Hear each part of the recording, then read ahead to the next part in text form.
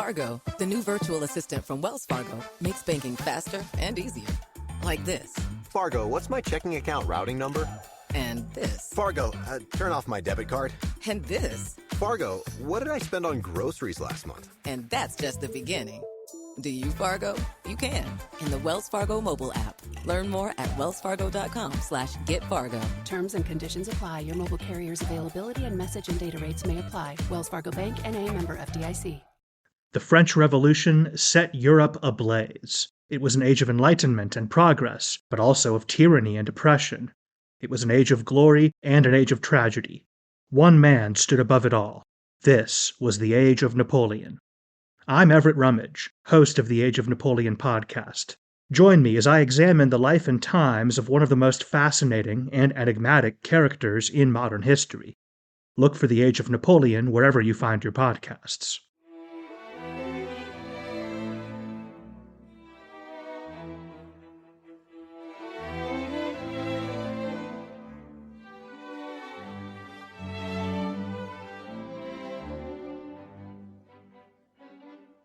Welcome to Pax Britannica. Season 3, Episode 5, Bloody Inhumanity.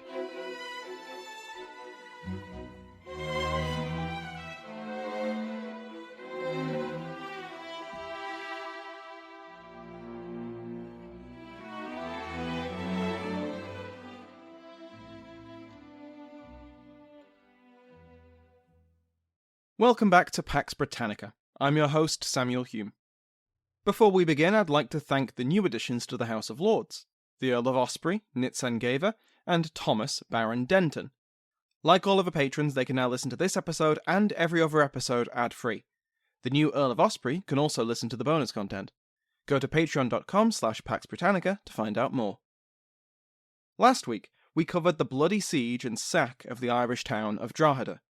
In Oliver Cromwell's first major act of his Irish campaign, his army broke the walls of the coastal town and, furious that the royalist governor had refused to surrender, he ordered the garrison to be slaughtered. Thousands were put to the sword, and many survivors were dispatched to the colony of Barbados as indentured servants. As we heard, there is some debate over the extent of civilian casualties, but at a minimum the parliamentary army must have killed hundreds, and quite possibly many more.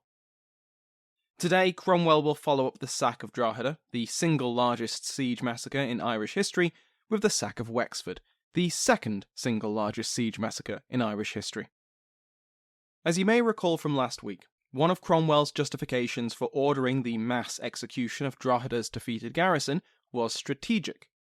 It was a clear warning to everyone in Ireland that failing to surrender when summoned would be severely punished. So, in the wake of Drogheda, as Cromwell's soldiers spread out and began securing nearby towns and strongholds, they found that the message had been received. The garrisons of both Trim and Dundalk outright fled at the approach of the English. This was despite Ormond's orders to them to burn the towns and fortifications before they left, to prevent them falling into parliamentary hands. Ormond himself wrote to his king, and confessed that it was, quote, "not to be imagined how great the terror that those successes and the power of the rebels have struck into this people." In a follow-up letter, he tells Charles that Cromwell had done, quote, "much more than anything I ever heard of in breach of faith and bloody inhumanity," end quote. Ormond compared the brutality of Cromwell with that of his own men at a castle outside Dublin in July, when they had captured it and its garrison. The rank and file got in first, and yet even without officer supervision, none of the defenders were killed. Ormond repeated in full the horrific testimony of Drogheda's survivors to royalists abroad, but within Ireland he had to tread a fine line. The right dose of details from the sack of Drogheda would surely fire up the royalists with outrage, but too high a dose could lead to panic and break morale. The collapse of Trim and Dundalk were proof of that. With those positions secured for Parliament, the way into Ulster was now clear, and Cromwell dispatched Colonel Robert Venables, who had captured Dundalk, into the province to conquer it for Parliament and reinforce Charles Coote. In the meantime, Coote captured Coleraine and, in an act that even Lipscomb regards as a war crime, massacred the royalist garrison after Protestant citizens opened the gates. On the 21st, assisted by a naval barrage from the anchored fleet, Venables captured Carlingford and then took Newry the next day. On the 30th of September, Belfast surrendered without a fight. Coote and Venables would then link up and spend the rest of the year hammering Monroe's Scots and Ulster royalists. Ulster would be almost entirely under parliamentary control by the end of the year.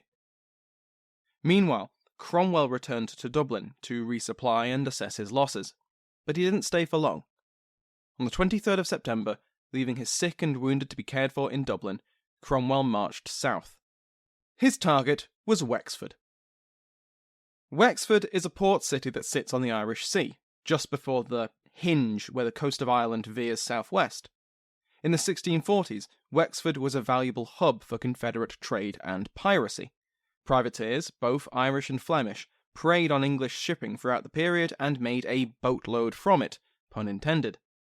When not conducting these aggressive acquisitions, the ships of Wexford maintained trade and communication links with the European continent. On top of these reasons, Cromwell wanted this hostile port closed to secure his supply lines back home. Over 8 days of marching, the army took a number of castles and towns which surrendered without a fight. No one wanted to be the next Drogheda. These included Enniscorthy, Arklow, and Ferns. The 11,000-strong army was well supplied. The navy shadowed the force, with provisions shipped ashore when needed, and local Irish took Cromwell up on his proclamation and arrived with goods to sell. Other locals met Cromwell's army with less friendly intentions. Royalist skirmishers harassed the column along its march, striking quickly and then disappearing into the hills of Wicklow and County Wexford. On one occasion, a force raided the parliamentary camp and stole a bunch of horses, including Cromwell's own battle mount. The leader of the raid, Christopher O'Toole, was offered £100 by Cromwell, through his father, to return it, but O'Toole preferred to keep the white stallion as a souvenir. Obviously, Cromwell would have replaced his horse, but I think it's funnier to imagine him stubbornly refusing to ride anything else, and instead spending the rest of his campaign stomping around Ireland on foot. He'd probably see it as Providence, God's judgment that he needed more exercise. On the 1st of October, Cromwell arrived, on foot perhaps, at the walls of Wexford.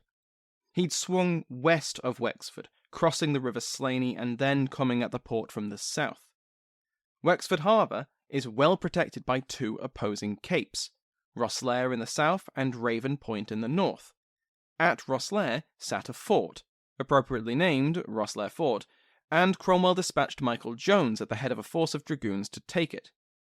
Once again, the defenders abandoned their position before Jones even arrived, but because of the geography, at the end of a narrow spit of land which Jones was riding up, their escape had to be by sea.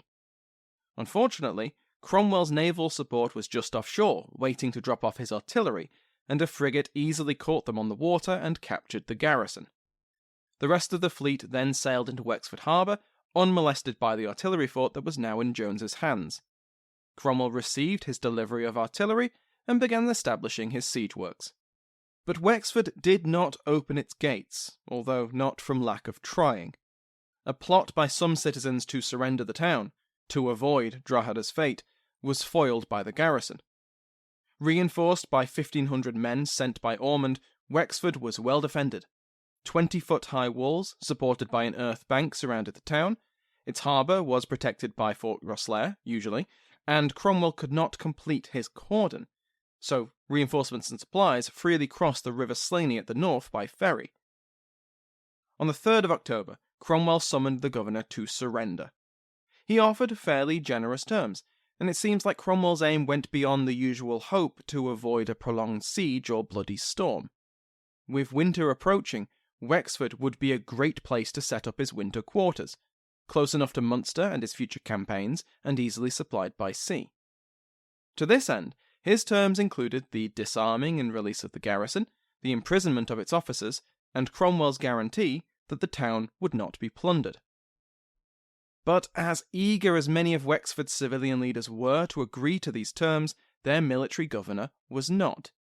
That governor was the Anglo-Irish Catholic colonel David Sinnott, who, like Aston at Drogheda, had been parachuted in with reinforcements by Ormond, who suspected, rightly, that Wexford citizens would favour surrender.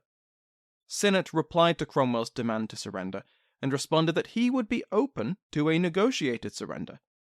He demanded that all hostilities cease while negotiations were underway, and his first terms included the continued exercise of Catholicism within the city and the security of the property of the townspeople, which included a lot of suspiciously obtained goods. Sinnott was playing for time while Cromwell's enemies reacted. Ormond soon arrived nearby at New Ross with his forces, and O'Neill was finally en route. A vanguard of 2,000 men soon arrived at Ormond's camp. Cromwell had chosen a poor spot to set up his camp. When it started raining, his camp flooded.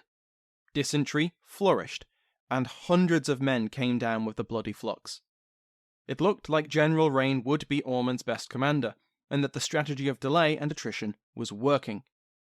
Cromwell had set out from Dublin with 11,000 men, but after the march south, the skirmishes along the way, the need to garrison the many forts which surrendered to him, and the spread of dysentery, he was down to about 9,000.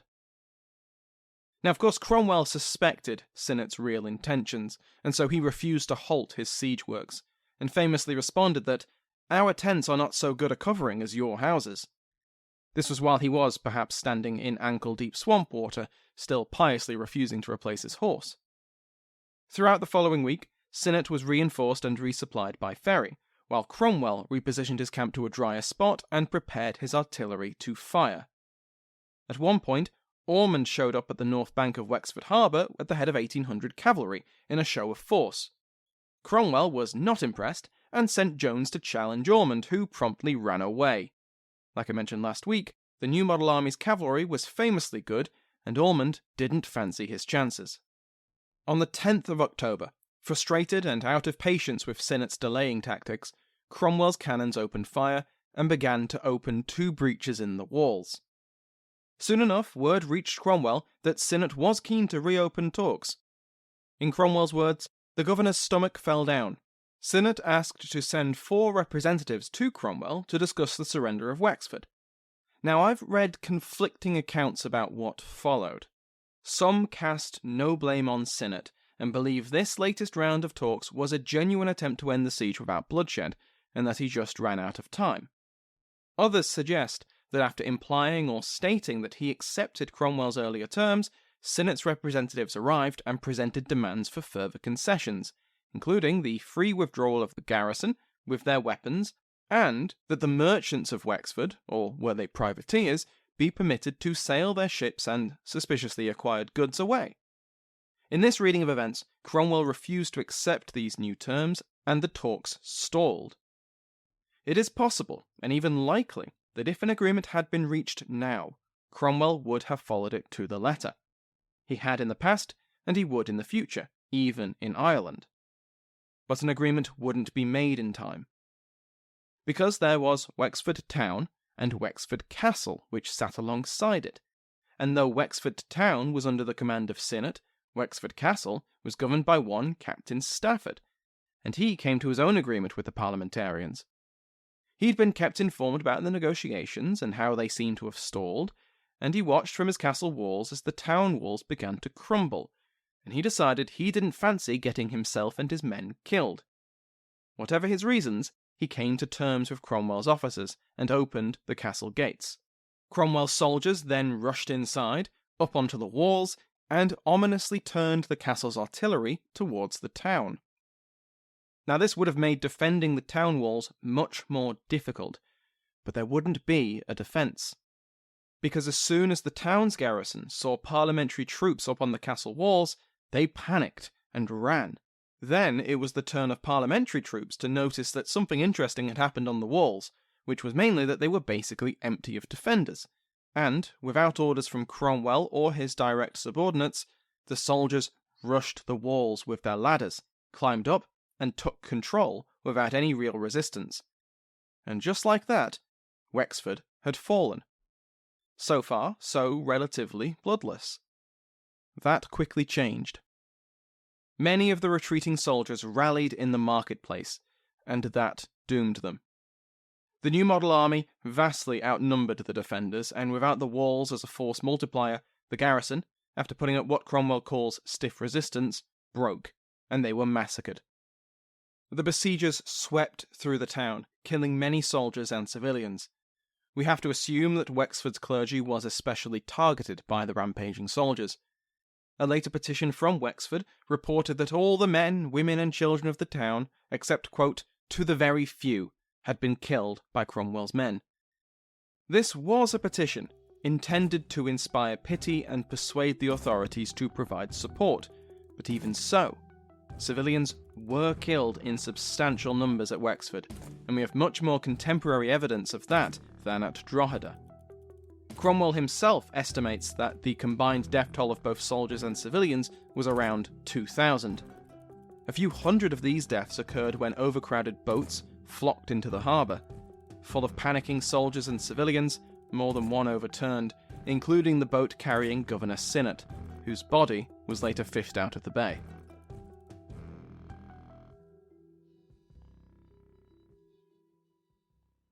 The regular season is heating up, new stars are emerging, and that means more opportunities to win up to 25 times your cash on Prize Picks, the most exciting way to play daily fantasy sports. Just select 2 or more players, pick more or less on their projection on a wide variety of stats, and place your entry. It's that easy. Let it fly to turn $10 into $250 with just a few taps. Easy gameplay, quick withdrawals, and injury insurance on your picks are what make Prize Picks the #1 daily fantasy sports app. Watch your favorite players and get paid doing it this basketball season. See your entries make progress during the game or make new entries for the second half and the fourth quarter. 3-pointers, assists, rebounds, and everything in between are yours for the taking. Join the Prize Picks community of more than 7 million players who have already signed up. Right now, Prize Picks will match your first deposit of up to $100. Just download the Prize Picks app and use code GET100. That's code GET100 on Prize Picks for a first deposit match of up to $100. Prize Picks. Pick more, pick less. It's that easy.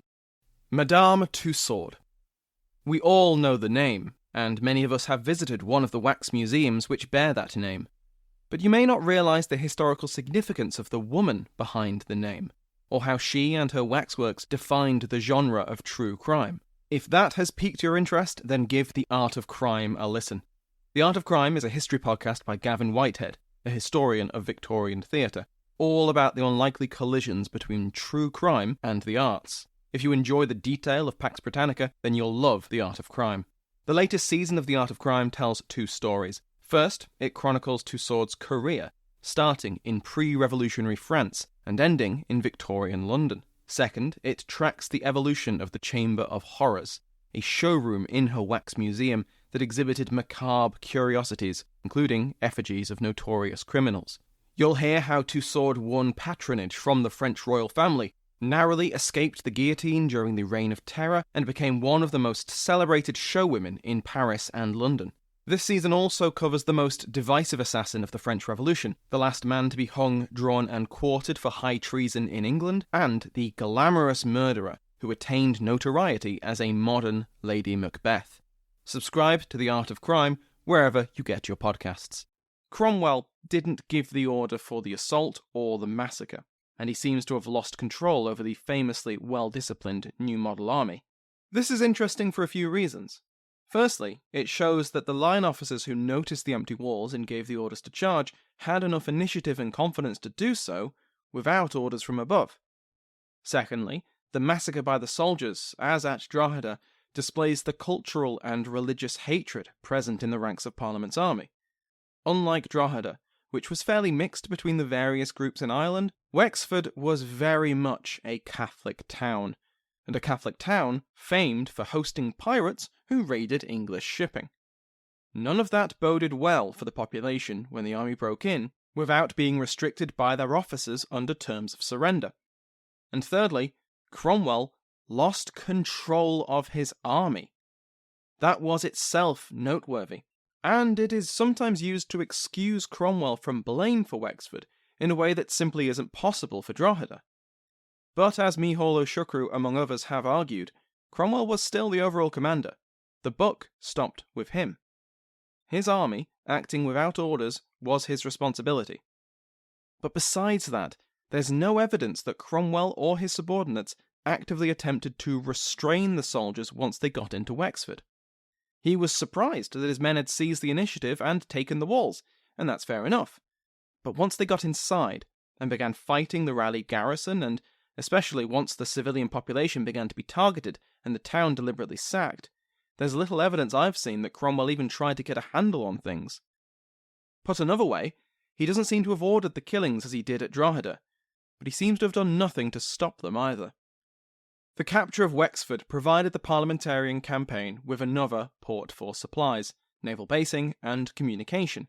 They captured many Irish ships at anchor, along with all their goods, ill-gotten and otherwise, and between 70 and 100 pieces of artillery were taken from the walls and the ships. However, the sack ruined Cromwell's plan to use the town as his winter quarters, and so he would have to look elsewhere. He looked at New Ross, another town about 21 miles or 35 kilometres west of Wexford. Cromwell released 2 officers captured at Wexford and sent them on ahead. When they arrived, they could testify to the danger of not surrendering quickly to Cromwell. The population of New Ross was firmly on the side of surrender, and the governor, Lucas Taaffe, sent word to Ormond. He needed support now, or he would have to surrender. Ormond, who had withdrawn back to Kilkenny after the loss of Wexford, promised him support, but when Cromwell arrived at the walls, he summoned Taaffe to surrender. Once again, he claimed that he, quote, endeavoured to avoid the effusion of blood. Drogheda and Wexford had suffered, quote, through their own wilfulness. When Taaffe did not immediately surrender, Cromwell ordered his artillery to fire on the walls, and on the morning of the 19th of October, a breach was made. Taaffe immediately surrendered the town, and Cromwell gave very generous terms. The garrison was permitted to leave with their weapons and baggage, and the civilian population was guaranteed protection. However, when it came to religion, Cromwell was clear. Writing to Taaffe, he said, quote, if by liberty of conscience you mean a liberty to exercise mass, I judge it best to plain dealing, and to let you know where the Parliament of England have power, that will not be allowed. End quote. No one would be forced to attend Protestant services. Cromwell was firm in his belief in independency, but that did not mean that Catholicism would be permitted free practice. But Taaffe accepted the terms and withdrew his men, and New Ross was spared. The losses of Wexford and now New Ross devastated Ormond's authority. It didn't help that Taaffe insisted to everyone that Ormond had given him permission to surrender. Ormond will face continued attack from his own side, and hemorrhaged Protestant troops like at New Ross, because not all of Taaffe's soldiers left with him. 500 Protestant royalists stayed behind and defected to Cromwell. Cromwell also received word that 5,000 reinforcements, as well as new supplies, were on the way from England. This was great news for Cromwell, who had, despite his successes, been suffering from Ormond's strategy of attrition. He received further good news, that Prince Rupert's fleet, blockaded in Kinsale Harbour since spring, broke through the parliamentarian cordon and sailed to Portugal. A deal had been struck with King João IV, and the royalist fleet would find refuge in Tagus Estuary. It would have been better if the fleet had been destroyed or captured, but their flight, along with the capture of Wexford, meant that the royalist presence in the Irish Sea was now down to a handful of Irish privateers based in smaller Irish ports, or continental havens like Dunkirk. In October, Ireland saw the return of Lord Broghill, the Munster Protestant who had been such a pain in the neck for Lord Inchiquin even when they were both on the same side. Next week, we will see how Broghill will help turn the trickle of defections into a torrent as the Royalist coalition begins to shatter. Thank you to my House of Lords, including but not limited to the King's favourite Mike Sanders, the Duke of Bracewell, David Braswell, the Marquess of Argyll, Bruce Simmons, and the Earl of Waldegrave, David Cardena. Remember that you can join the mailing list to be notified about new episodes and news about the show by going to the link in the description. Thank you to Sounds Like an Earful for the interval music in today's episode, to my entire House of Lords, and to you for listening.